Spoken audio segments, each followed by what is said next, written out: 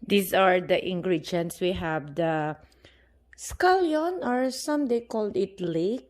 And then we have the bean sprout.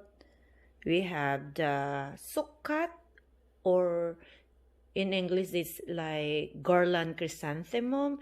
And this one is kongnamul, or bean sprout. And then we have this fish.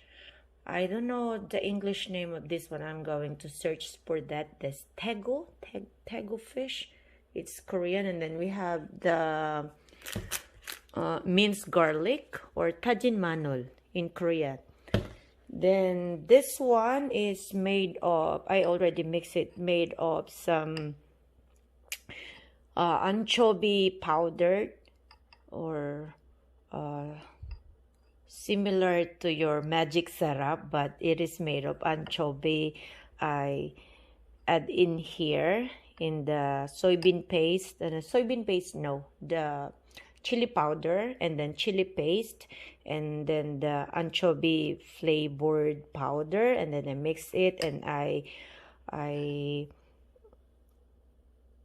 put some ginger, or they called it in senggang in Korean. I just minced the senggang, or the ginger, and then I mix it together. I'm going to put this one at the last part of the cooking.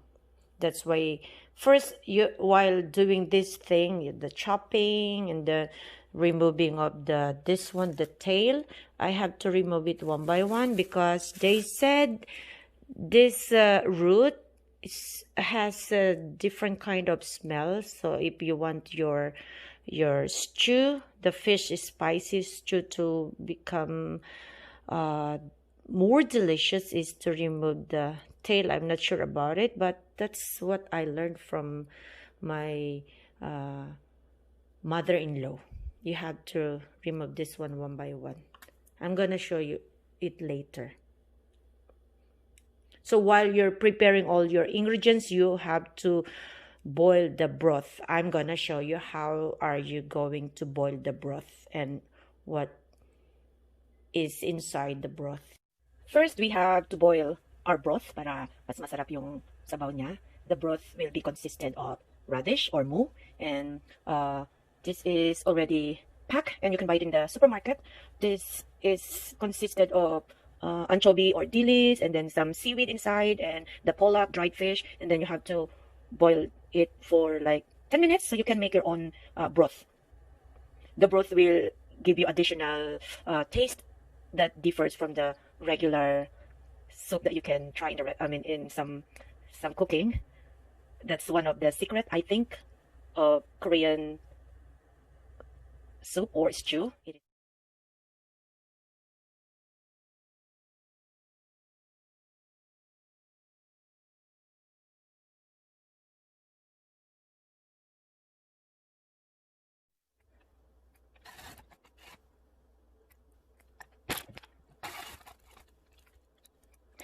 It's a lot of work.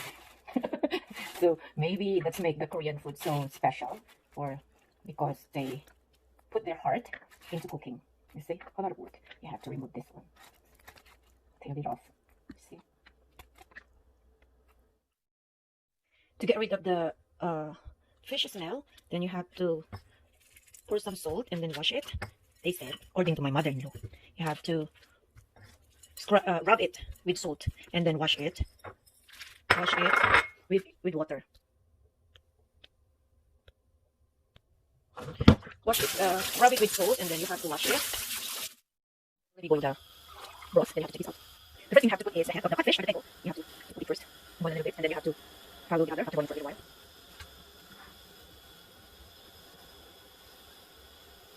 Then you have to add your spices. I will show it to you. The mixture of ginger and minced garlic.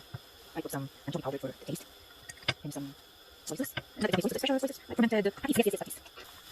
You can remove the bubbles if you want. Because they said it has a taste of fish. Or you have to add first the kongnamul. And while boiling the kongnamul, it is very important to cover it. According to my mother-in-law, or to Korean cooking, if you're going to boil kongnamul or the bean sprout, you have to cover it, and don't ever open it for at least 2 minutes while it is boiling. It is very important in cooking the 콩나물. So after 2 minutes of boiling or 3 minutes, then you can add now your chrysanthemum garland, or they called it the sukat, if I say it right. Chrysanthemum garland, chrysanthemum. Oh, napadami yata ang ano. Just like I'm going to take a bath here. Too much water, I guess. So you can put your sukat or garland chrysanthemum, and then your scallion or leek, and then also you can add some tofu. It's really very healthy. We call it the spicy codfish stew. Maganda din siya for hangover. At okay din siya para sa pag-iinom.